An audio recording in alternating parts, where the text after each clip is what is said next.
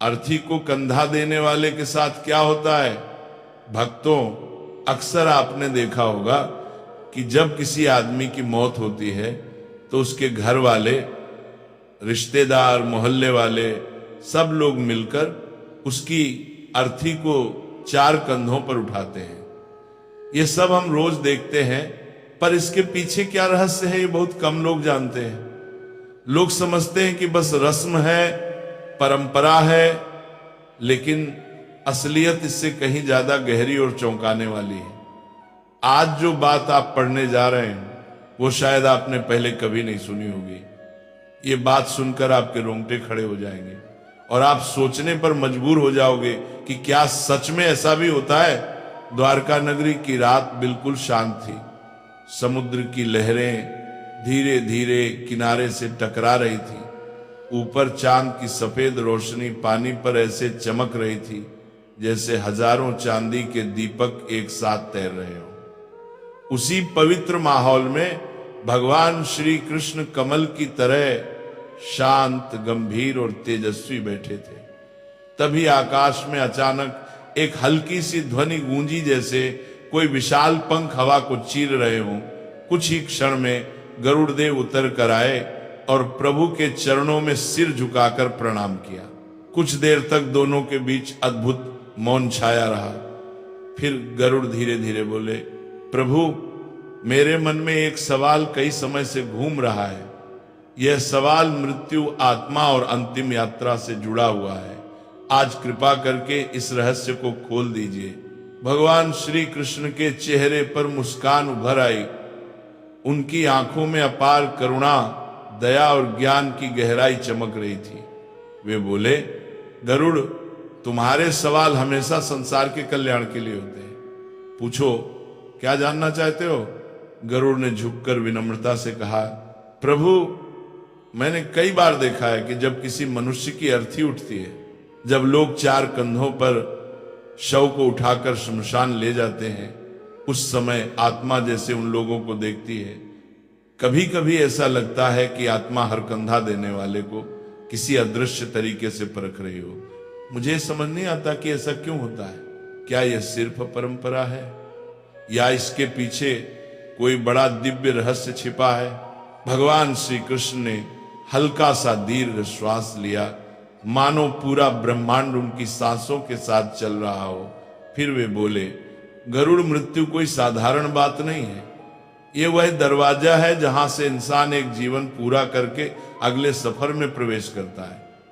जब अर्थी उठती है तो सिर्फ एक शरीर नहीं उठाया जाता, उस इंसान का पूरा जीवन उठाया जाता है। उसके अच्छे कर्म, बुरे कर्म, उसके अधूरे सपने, दुख दर्द, खुशियां, सब कुछ।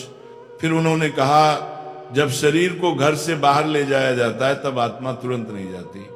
वह कुछ समय तक वहीं रहती है, अपने पुराने शरीर को देखती है, अपने परिवार को देखती है और सबसे महत्वपूर्ण, वह उन लोगों को देखती है जो उसे कंधा देते हैं। आत्मा समझती है कि कौन सच्चे मन से आया, कौन फर्ज निभाकर आया और कौन सिर्फ दिखावा करने आया। इसलिए आत्मा कंधा देने वालों को देखती भी है और परखती भी है। गरुड़ थोड़े आश्चर्य में बोले, तो क्या प्रभु, अर्थी को कंधा देना सिर्फ एक रस्म नहीं है? भगवान कृष्ण हल्के से मुस्कुराए और आगे बोलने ही वाले थे। भगवान श्री कृष्ण धीरे धीरे मुस्कुराए, फिर गरिमा भरी आवाज में बोले, नहीं गरुड़, कंधा देना सिर्फ लकड़ी और शरीर का बोझ उठाना नहीं है। ये एक तरह का ऊर्जा का आदान प्रदान है। ये एक अदृश्य रिश्ता है, मृत आत्मा और जीवित मनुष्यों के बीच, जो शब्दों से नहीं बल्कि भावनाओं से जुड़ता है। कृष्ण आगे बोले, जब कोई मनुष्य सच्चे दिल से, पवित्र मन से किसी की अर्थी को कंधा देता है, तब वो अपने मन का प्रकाश, अपनी करुणा, अपना सम्मान, अपनी श्रद्धा सीधे आत्मा तक पहुंचाता है। ये प्रकाश ही आगे उस आत्मा के लिए रास्ता बन जाता है। जिस तरह अंधेरी रात में दीपक राह दिखाता है, उसी तरह कंधा देने वाले लोगों का सच्चा भाव आत्मा को आगे की दिशा दिखाता है। गरुड़ आश्चर्य से बोले, प्रभु, क्या सच में इतना प्रभाव होता है? कृष्ण मुस्कुराए गरुड़ पुराण में लिखा है कि जिसने निस्वार्थ भाव से किसी को कंधा दिया उसने 100 यज्ञों के बराबर पुण्य कमा लिया, क्योंकि ये काम सिर्फ शरीर से नहीं दिल से होता है। ये किसी को विदाई नहीं बल्कि उसके अगले जन्म की ओर एक उजाला देने जैसा है। कुछ देर तक वातावरण शांत रहा, गरुड़ गहरी सोच में डूब गए। फिर उन्होंने धीरे से पूछा, प्रभु आपने कहा कि आत्मा कंधा देने वालों को देखती है, पर आत्मा वहीं क्यों रहती है? शरीर छूटने के बाद वह तुरंत आगे क्यों नहीं जाती? कृष्ण की आंखें करुणा से भर उठी।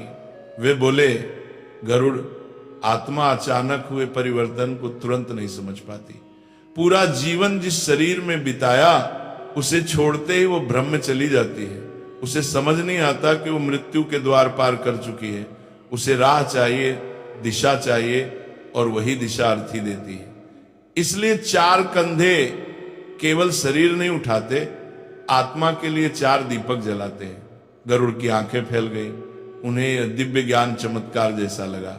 वे बोले, प्रभु यदि किसी मृतक को 4 कंधे ही ना मिले तो फिर क्या होता है? इस बार श्री कृष्ण के चेहरे पर गंभीरता उतर आई। उन्होंने धीमी भारी आवाज में कहा, गरुड़, यह प्रश्न सरल है पर इसका उत्तर बहुत गहरा और दुखद है। सुनो, मैं तुम्हें एक ऐसी कथा सुनाता हूं जो केवल कहानी नहीं बल्कि सच्चाई है। यह घटना पृथ्वी के एक युग में सचमुच घटी थी। फिर कृष्ण ने कहना प्रारंभ किया, बहुत समय पहले पाटलिपुत्र नगरी में धनीराम नाम का एक आदमी रहता था। नाम तो धनीराम था पर दिल से बिल्कुल निर्धन। धन का इतना अहंकार था कि उसने धर्म को पैरों तले कुचल दिया था। वह ब्राह्मणों का अपमान करता, गरीबों को तिरस्कार से देखता, किसी की मदद नहीं करता, यहां तक कि अपने माता पिता का श्राद्ध तक नहीं किया। उसके जीवन में धर्म, दया, करुणा कुछ भी नहीं था। फिर कृष्ण के स्वर में मिठास घुल गई। लेकिन उसकी पत्नी रूपवती बिल्कुल विपरीत स्वभाव की थी। सुंदर नाम, सुंदर हृदय, वह दयालु, विनम्र और धर्मपरायण थी। मंदिर में सेवा करती, गरीबों को भोजन कराती, व्रत पूजा करती और अपने पति के अपवित्र धन से भी छुपकर दान पुण्य करती, क्योंकि उसे विश्वास था कि पुण्य ही पापों को गलाने की अग्नि है। फिर कृष्ण बोले, एक दिन नगर में बड़ी महामारी फैली, लोग मरने लगे, शहर में चीखें गूंजने लगी, लेकिन धनीराम ने किसी की मदद नहीं की। उसने अपने खजाने को बंद करके छिपा लिया और बीमारों को अपने दरवाजे से भगा दिया। लेकिन बीमारी को कौन रोके? अंत में वही बीमारी उस पर टूट पड़ी। धनीराम मृत्यु के समय डर और अंधेरे में डूबा हुआ था। उसने चारों ओर छाया देखी पर सहायता को कोई ना आया, क्योंकि मृत्यु के क्षण में मनुष्य के साथ सिर्फ उसके कर्म जाते हैं।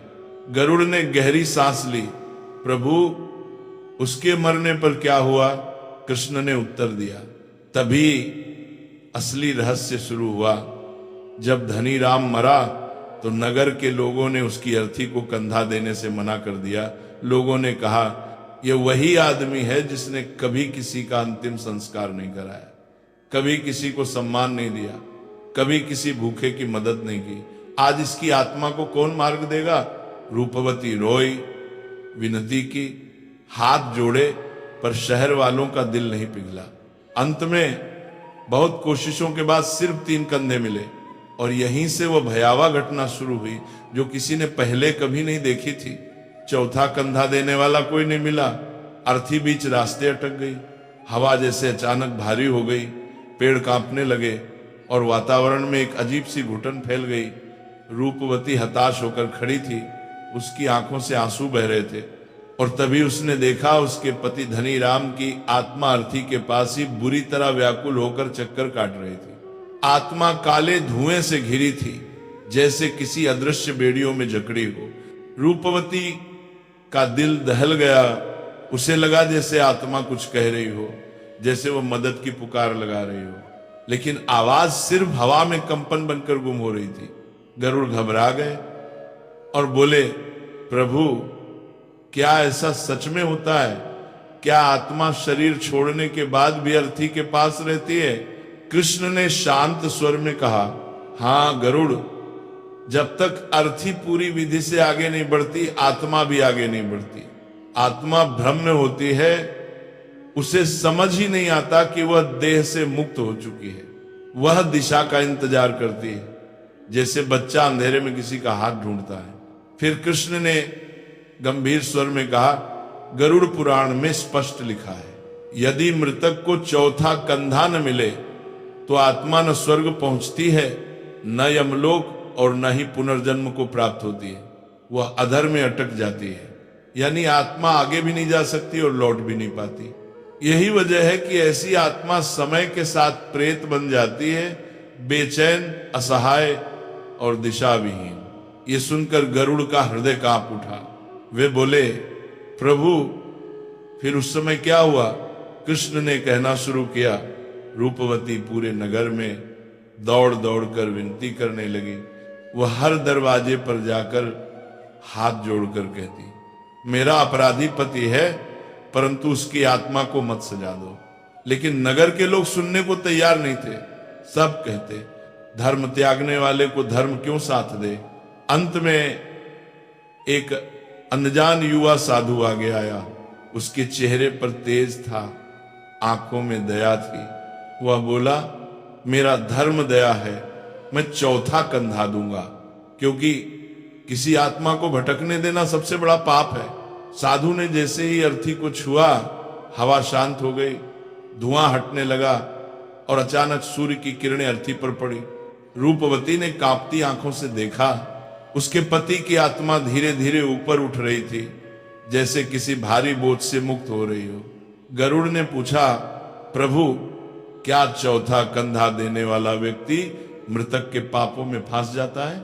कृष्ण बोले, गरुड़, यह भावना पर निर्भर करता है। जो व्यक्ति लोभ, डर, दिखावे, लोगों की नजर या स्वार्थ से कंधा देता है, वह मृतक के अधूरे कर्मों और पापों में बांध जाता है। पर जो व्यक्ति सच्चे मन, दया, श्रद्धा और करुणा से कंधा देता है, वह आत्मा की मुक्ति का साधन बनता है। वह न पाप लेता है, न कोई बंधन। फिर कृष्ण बोले, चौथा कंधा 4 पुरुषार्थों का प्रतीक है, धर्म, अर्थ, काम और मोक्ष। और जब चारों पूर्ण होते हैं तभी आत्मा आगे बढ़ती है। इसलिए चौथा कंधा साधारण नहीं, ईश्वर द्वारा दिया गया अंतिम अवसर है। जैसे दीपक अंधेरे में रास्ता दिखाता है, वैसे ही चौथा कंधा आत्मा को दिशा देता है। गरुड़ ने फिर पूछा, प्रभु क्या आत्मा संकेत देती है कि वह मुक्त नहीं हुई? कृष्ण ने कहा, हाँ गरुड़, जब आत्मा बंधन में होती है तब संकेत मिलते हैं। अचानक तेज बारिश, अग्नि का बार बार बुझ जाना, अर्थी का गिर जाना, कंधा देने वाला बेहोश हो जाना, दाह संस्कार में बाधाएं आना, ये सब संकेत है कि आत्मा अभी मुक्त नहीं हुई। गरुड़ के मन में श्रद्धा और विस्मय एक साथ उमड़ पड़ा। वे बोले, प्रभु कंधा देना तो वास्तव में महान तपस्या हुई। कृष्ण मुस्कुराए, गरुड़, कंधा देना सिर्फ देह उठाना नहीं है, ये आत्मा को उसके कर्मों के जाल से निकालने में मदद करना है। ये उस अंतिम यात्रा में ईश्वर का कार्य पूरा करना है। इसीलिए कंधा श्रद्धा, शांति और पवित्र मन से देना चाहिए। अंत में कृष्ण बोले, गरुड़, मृत्यु अंत नहीं है, ये एक रहस्य की शुरुआत है। और जो किसी आत्मा को सम्मान देता है, उसकी अंतिम यात्रा आसान करता है। वह मनुष्य भी जीवन में अदृश्य रूप से बल, प्रकाश और दिव्य संरक्षण पाता है।